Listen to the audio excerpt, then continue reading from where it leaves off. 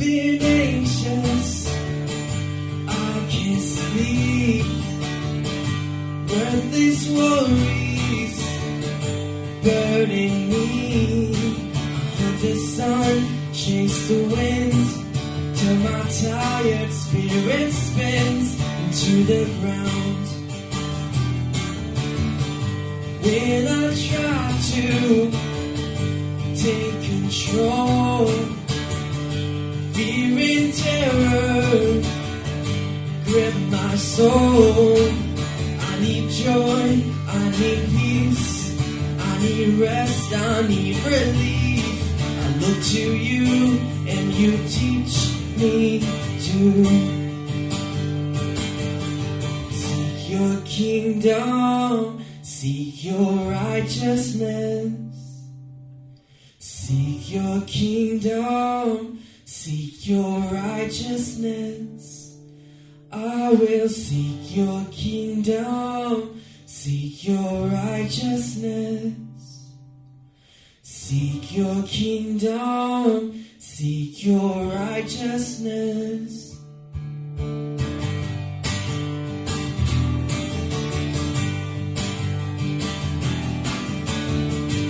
See the ravens, they can farm. They don't have silos, trucks or barns. But our God sees their needs, and He loves them, and He feeds them every day. See the lilies, how they grow. They don't work or buy their clothes, but if God, by His grace, clothes the grass with great array, then how much more is there in store when I see kingdom, seek your righteousness. Seek your kingdom, seek your righteousness. Seek your kingdom, seek your righteousness.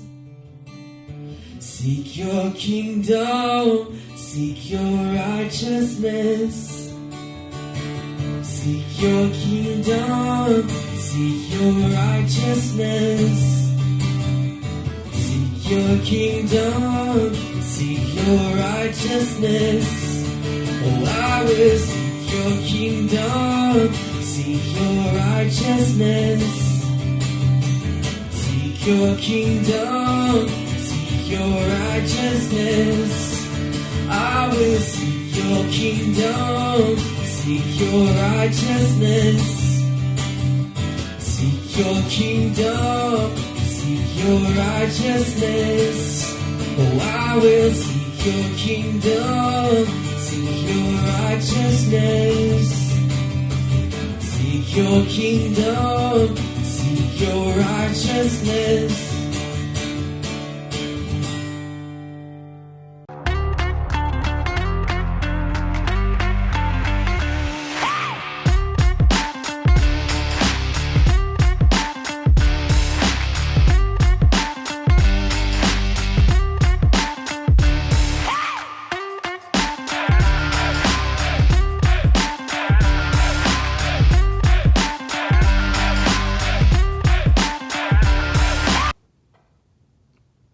A few years ago, I was on a trip in Colorado and I realized I'd left my sunglasses at home in Texas. I didn't think it was going to be a big deal, but then I realized we were scheduled to go fly fishing on the trip, and I was going to want sunglasses if I was going to spend the day on the river with the sun beating down. So when we went to the shop to get our equipment, I decided to buy myself a pair of glasses. And I splurged a little bit and bought a little bit nicer pair of sunglasses that had polarized lenses. I don't know if you've ever bought glasses with polarized lenses before or have looked through them, but the image you see is a little different when you're looking through polarized lenses. They filter the light in such a way that you can see things more clearly. For instance, if you're looking at the surface of the water with polarized lenses, you can see what's below the surface. Or if you're driving, you can have a little more clear vision of the road and the things that are around you. It's not that the polarized lenses change your eye's ability to see things or they put things in front of you that aren't really there. They just filter the light in a way that allows you to see what's really there much more clearly. We just finished a series in the book of Revelation, and we talked about the fact that Revelation exists to show us the spiritual realities at play in the world when we see injustice and brokenness. And the Bible as a whole has a way of doing this. It pulls back the layers so that we can see below the surface.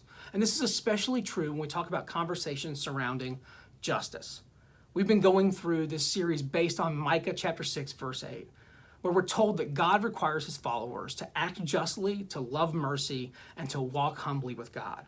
The first week we talked about the fact that we were designed to do good stuff. Each one of us has a special purpose and a special role to play.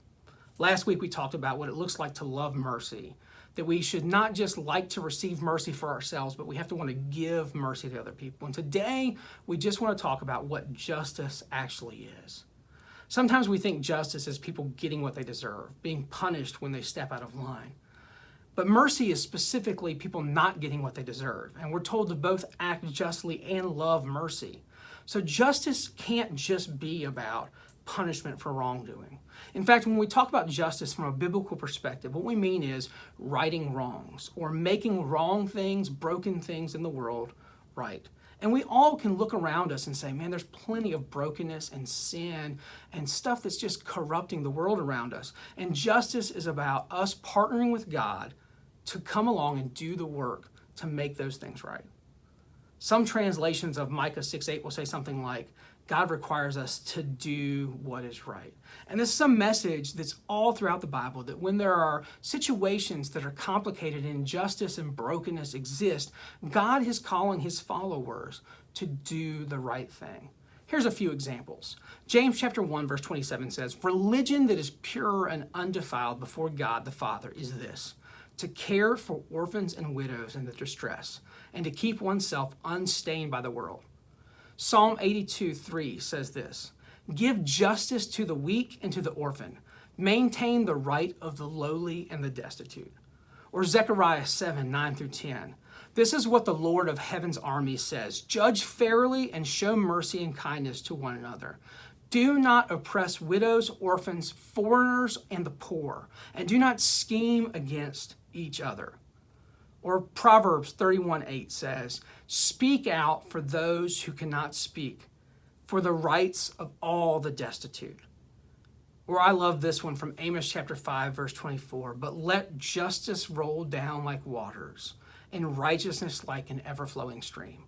See, according to the Bible, orphans and widows should not be in distress. The weak and the fatherless should not be taken advantage of. Mercy and compassion should be shown to all the poor and all the oppressed. No one should ever be exploited by powerful people. The refugee should be welcomed and given refuge, and no one should be voiceless or unheard. So the question we have to ask ourselves when we talk about what does it look like as followers of God to practice justice is, if God cares about these things and these people, why don't we? Why is it that we turn a blind eye when we see people experiencing injustice? See, righting wrongs or bringing justice in the world has to start by changing your heart. Here's a quote from the president of International Justice Mission that I thought was really powerful, especially as we consider what it looks like to start within. I have come to see the questions about suffering in the world not so much as a question about God's character, but as a question about the obedience and faith of God's people. Did you catch that? When we see brokenness in the world, sometimes our gut response is, oh, why does a good, gut-loving God allow that to happen? Why do good things happen to bad people? Why is it that if God is all-powerful, God doesn't just come down and do something about that?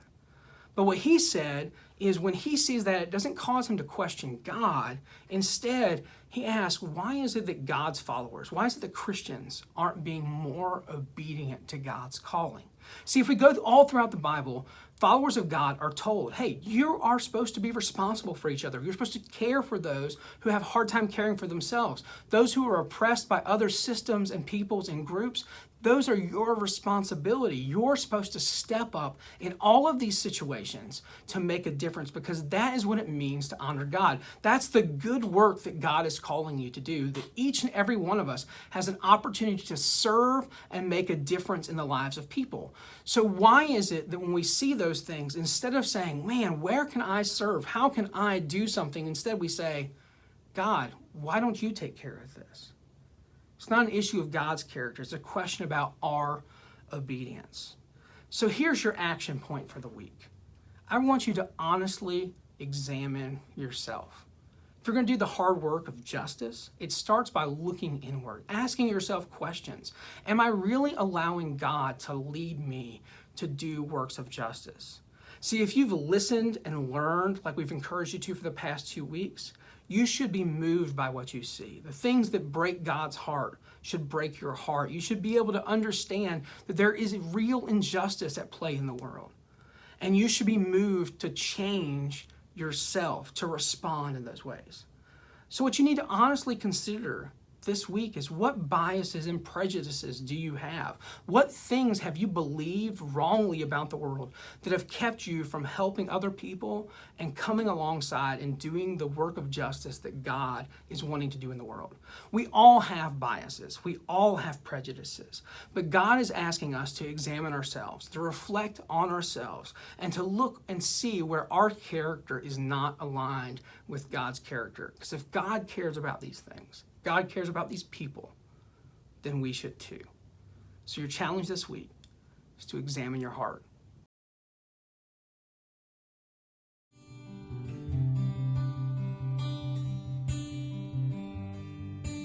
Worthy of every song we could ever sing, worthy of all the praise we could ever bring, worthy of every breath we could ever breathe. We live for you.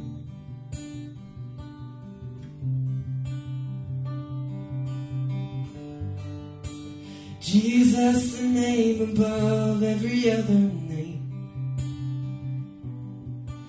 Jesus, Jesus, the only one who could ever save. Worthy of every breath we could ever breathe. We live for you. Oh, we live for you. And holy, there is no one like you. There is none besides you. Open up my eyes in wonder and show me who you are and fill me with your heart and lead me in your love to those around me.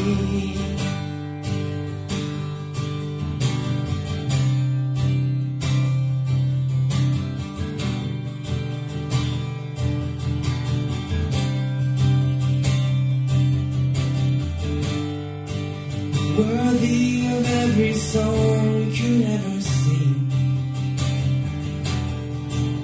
Worthy of all the praise we could ever bring.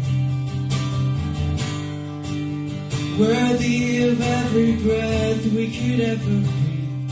We live for you.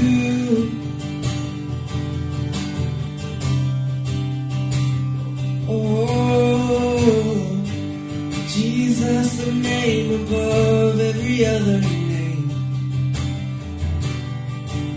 Jesus, the only one who could ever save. Worthy of every breath we could ever breathe. We live for you. Oh, we live for you. Oh, Jesus. And holy, there is no one like you. There is none besides you. Open up my eyes in wonder and show me who you are and fill me with your heart and lead me in your love to those around me. And holy, there is no one like you. There is none besides you. Open up my eyes in wonder and show me who you are and fill me with your heart and lead me in your love to those around me. And I will build my life upon your love. It is a firm foundation, and I will put my trust in you alone, and I will not be shaken, and I will build my life upon your love. It is a firm foundation, and I will put my trust in you alone, and I will not be shaken. I will build my life upon your love. It is a firm foundation, and I will put my trust in you alone, and I will not be shaken.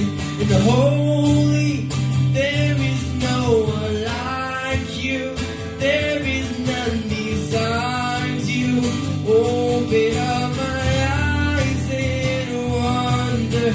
Show me who you are and fill me with your heart and lead me in your love to those around me. And I will build my life upon your love. It is a firm foundation, put my trust in you alone, and I will not be shaken. And holy, there is no one like you, there is none besides you. Open up my eyes in wonder and show me who you are, and fill me with your heart and lead me in your love to those around me.